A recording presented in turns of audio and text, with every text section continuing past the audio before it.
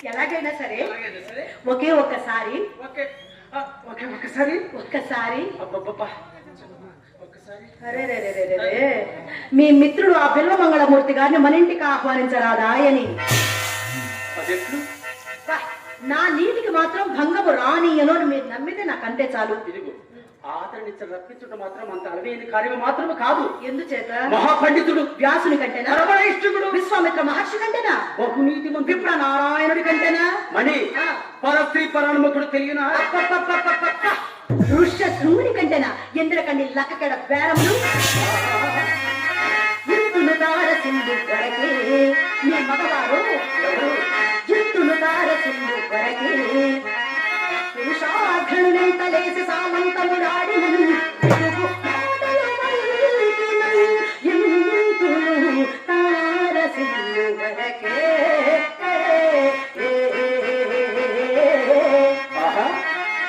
కామిని మణి కాంత ధృవంచరాగ్ని కలికాండ వంశపదాది సోదరేణి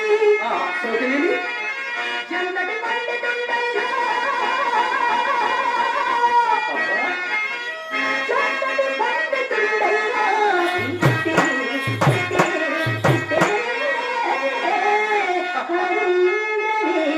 వెన్న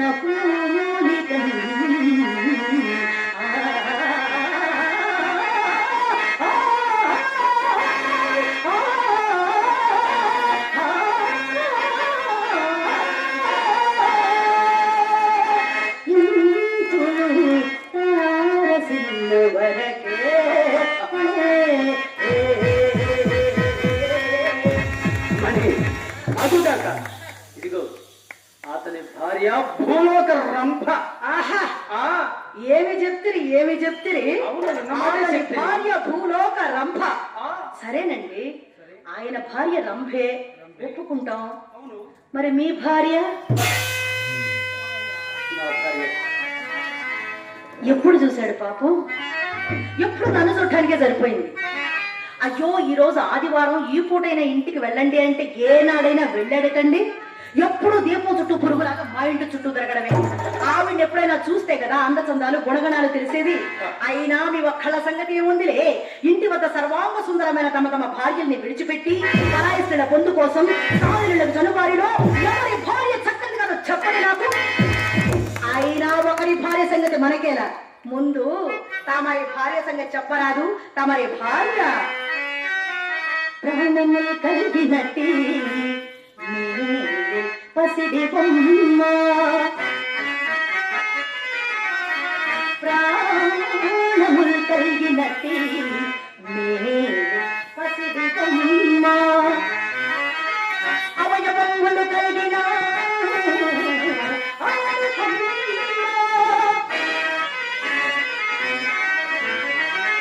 అట్టి భార్యను విడిచి లేవా? అట్టి భార్యను విడిచి నీవు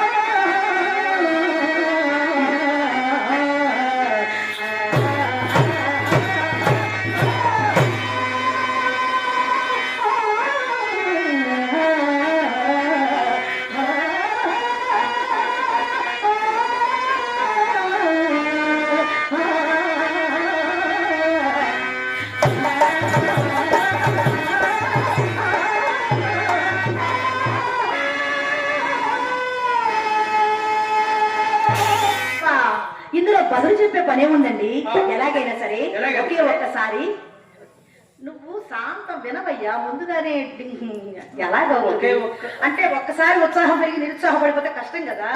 శాంతం విని తర్వాత నీకు ఉపయోగపడితే ఉత్సాహపడు. ఎలాగైనా ఒకే ఒక్కసారి ఒకే మీ మిత్రుడు ఆ బిల్వమంగళమూర్తి గారిని మన ఇంటికి ఆహ్వానించు భారము మీది, నాది. ఆ మీద అతను ఆకర్షించు భారము నాది. నీది. అతనికి అనుకున్న 40 లక్షల్లో ఆ. సగము నీది, సగము నాది. వేరే మగమా, నీదేమిటి నాదేమిటి? నన్ను కన్నులు మూసుకొని గంగల ఉరకములను ఉరికెదను. అది నడుపు ఒక బండ కట్టుకుని ఈ కృష్ణానది పిల్లకాలువలు ఏమన్నా ఉంటే కనుక వాటిలో దూకు. ఇక లేచే పనే ఉండదు, మా అమ్మ చేత పడవలసిన పని కూడా ఉండదు. పని, ఏం పని. చెప్తారండి, ఏమండి? గంగలో దూకితే ప్రాణాలు పోతాయి. ఆయన మన ఇంటికి వస్తే 40 లక్షలు మన వశం అవుతాయి. ఆ డబ్బులే మీ వద్ద ఉన్నాయనుకోండి, ఇలా దొడ్డి వాకిట్లో నుంచి రావాల్సిన పని లేదు, మా అమ్మతో పడవలసిన పని అంతకంటే లేదు. అవును. మన ఆనందానికి హద్దే లేదు. అవును కదా. ఆ, మణి, రేపే వెళ్ళి వెళ్ళండి. నా మిత్రుని డబ్బులు బదిలీకి తీసుకొస్తాను. ఆ. నేను నీకు ఇస్తాను, నీ ఎవరికి ఇస్తావు? అది మిమ్మల్ని ఈ జన్మలో ఎవ్వరూ మార్చలేరండి. మీ తరం కాదు, మీరు మారు. ఎవరికి ఇస్తానండి? మన ఇద్దరి మధ్య అర్థంలో ఉంది బ్రహ్మరాక్షస తాతకి. మీ నా అమ్మ. చేతిలో పోస్తానండి, మంచి చేతిలో. ఆ, అప్పుడు మన ఆనందానికి అడ్డే లేదు కదా. అదే కదండి.